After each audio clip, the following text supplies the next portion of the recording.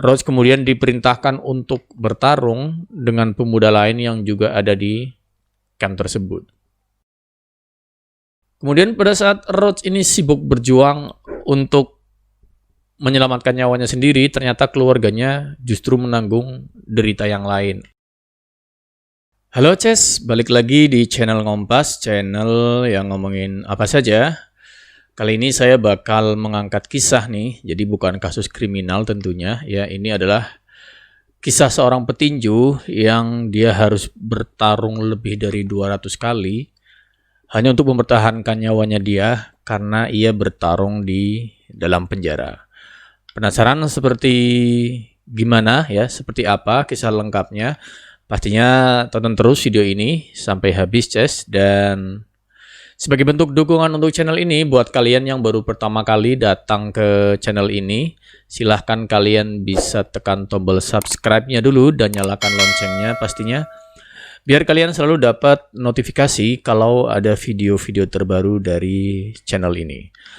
Mari kita mulai kisah ini selengkapnya, tapi sebelum itu seperti biasa, mari kita simak intronya dulu, Ces.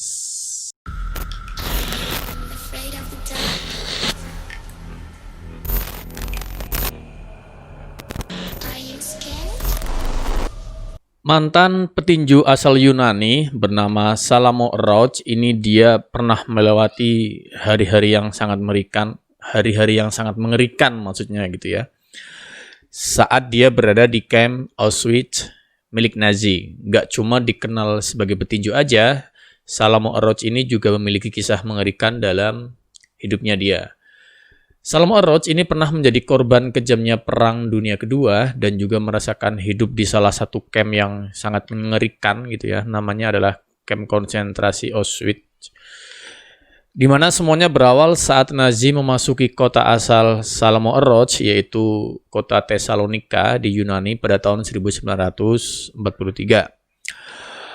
Kala berhasil merebut Tesalonika, ya, Nazi mengumpulkan sebanyak 47.000 warga berkebangsaan Yahudi yang ada di kota itu dan mengirim mereka pergi ke camp gitu ya. Dalam rombongan puluhan ribu penduduk tersebut, Roach muda dan keluarganya ternyata ikut serta dalam rombongan itu. Kemudian Roach muda berakhir di camp konsentrasi Auschwitz bersama dengan keluarganya dan juga bersama penduduk kampung halamannya yang lain gitu ya. Saat berada di camp tersebut, ini Roach harus berjuang untuk hidup ya. Hal itu dimulai ketika ada seorang komandan yang bertanya apakah ada tahanan baru yang merupakan seorang petinju atau pegulat gitu. Kemudian Roach pun dia mengangkat tangannya. Dia ngaku kalau dia adalah seorang petinju atau pegulat gitu. Karena latar belakang Roach sendiri sebelum dia ditangkap dan dibawa ke camp Nazi tersebut, ia merupakan seorang petinju yang telah menang sebanyak 24 kali selama karir bertinjunya dia tanpa kalah satu kali pun gitu ya. Melihat Roach yang mengangkat tangan ya, para orang Nazi pun akhirnya menggambar lingkaran gitu di tangannya dia dan memberinya sebuah sarung tangan gitu ya. Roach kemudian diperintahkan untuk bertarung dengan pemuda lain yang juga ada di camp tersebut. Dengan diliputi ketakutan dan kelelahan, Roach bertarung dan berhasil menaklukkan lawannya hanya dalam hitungan menit. Sesaat setelahnya, Roach langsung diberi lawan lainnya oleh para penjaga yang ada di situ. Kali ini adalah seorang pria Ceko yang tingginya 6 kaki atau 6 kaki lah ya, tapi Roach ternyata masih terlalu kuat untuk lawannya tersebut dan dia berhasil mengalahkan petarung dari Ceko tersebut. Pertarungan tersebut adalah merupakan pertarungan permulaan ya, karena berikutnya dia akan diperintahkan terus-menerus untuk bertarung paling enggak sekitar 3 kali dalam seminggunya. Ya kalian bisa bayangkan lah kehidupan seperti apa di camp tersebut gitu ya. Sangat liar ya, bisa dibilang seperti di film-film lah. Jadi yang kuat ya yang menang. Pokoknya diadu fisik aja di situ ya. kurang lebih gitu. Kemudian Roach menuturkan, kami bertarung sampai ada yang jatuh atau mereka bosan menonton. Mereka ini maksudnya ya para tentara Nazi tersebut gitu ya. Mereka gak akan pergi sampai mereka melihat darah. Kurang lebih ya, kalau selagi belum ada petarung yang sampai mengeluarkan darah, ya para tentara Nazi ini dia gak bakal meninggalkan arena pertarungan tersebut. Nah, itu yang dijelaskan oleh Salamo gitu ya. Kemudian karena berhasil memenangkan pertarungan, Roach ini dia punya kesempatan untuk mempertahankan kekuatannya gitu. Karena dia berikutnya hanya diberi tugas ringan aja sebagai pegawai kantor dan diberi makan yang lebih banyak dibanding tahanan lain. Jadi habis menang ya, dia nggak diberi kerjaan berat seperti tawanan yang lain gitu, tapi dia diberi pekerjaan di bagian kantor aja lah. Otomatis kan tenaga dia nggak berkurang, ya kurang lebih maksudnya seperti itu gitu.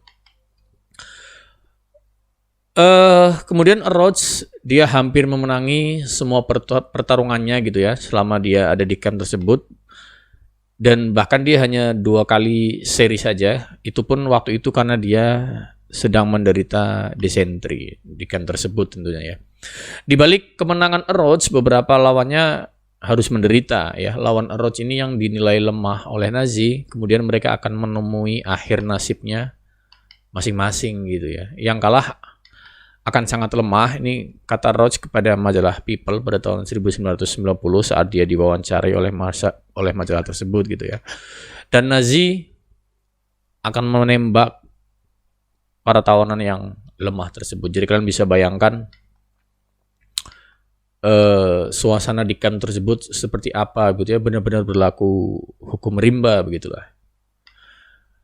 Kemudian pada saat Roach ini sibuk berjuang untuk menyelamatkan nyawanya sendiri, ternyata keluarganya justru menanggung derita yang lain. Ayahnya ini tewas juga di tangan Nazi dengan cara dia dimasukkan ke kamar gas karena dinilai lemah. Ya ini tadi.